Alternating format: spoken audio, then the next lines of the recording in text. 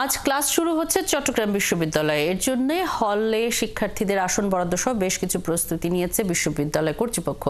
বিশ্ববিদ্যালয়ের সার্বিক পরিস্থিতি জানাতে আমাদের সাথে যুক্ত আছেন মাহফুজ শুভ্র। শুভ্র, আজ থেকে ক্লাস শুরু হচ্ছে, কি পরিস্থিতি ক্যাম্পাসের? এবং দীর্ঘদিন যেহেতু বন্ধ ছিল, আজকে ছাত্র সংগঠনগুলোর কোনো কার্যক্রম কি চোখে পড়ছে কিনা? দীর্ঘ প্রায় 3.5 মাসের অধিক সময় পরে বিশ্ববিদ্যালয়ের ক্লাস শুরু হয়েছে। এ নিয়ে আসলে বিশ্ববিদ্যালয়ের শিক্ষার্থীরা উচ্ছ্বাস প্রকাশ করেছে যে দীর্ঘদিন পরে তারা আসলে ক্যাম্পাস শিখতে পেরেছে এবং শিক্ষার্থীদের পদচারণে আসলে ক্যাম্পাসে মুখর ছিল।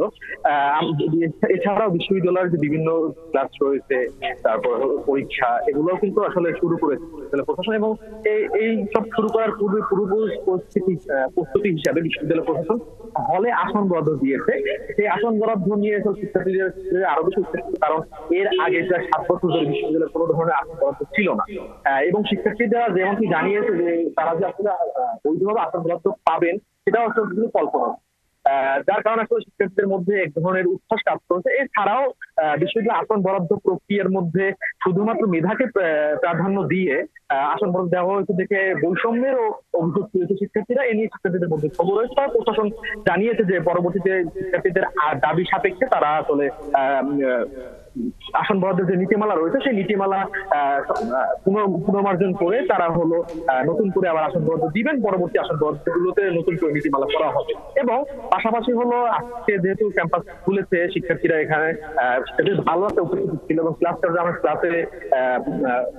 ক্লাসে গিয়ে দেখেছি ক্লাস কার্যক্রম করছে এবং বিভিন্ন বিভাগে টিউটোরিয়াল পরীক্ষাগুলোও কিন্তু হয়েছে এবং শিক্ষার্থীরা এখানে স্বতঃস্ফূর্তভাবে অংশগ্রহণ করেছে। ইতিমধ্যে আসলে বিশ্ববিদ্যালয়ের ক্যাম্পাস থেকে শিক্ষার্থীরা যারা শহরে থাকে তারা আসলে শাটল ট্রেনে, আড়াইটা শাটল ট্রেনে যারা তাদের গন্তব্যস্থলে চলে গেছে। এবং বিশ্ববিদ্যালয় আজকে ক্লাস কার্যক্রম যেহেতু শুরু হয়েছে, সবকিছুই সশরীরে শুরু হয়েছে। এখানে আসলে ছাত্র সংগঠনের যে ওইরকম যে কার্যক্রম সেটি চোখে পড়েনি। অনেক ধন্যবাদ মাহফুজ শুভ্র। সঙ্গেই থাকবেন। চট্টগ্রাম বিশ্ববিদ্যালয় থেকে মাহফুজ শুভ্র যুক্ত ছিলেন আমাদের সঙ্গে।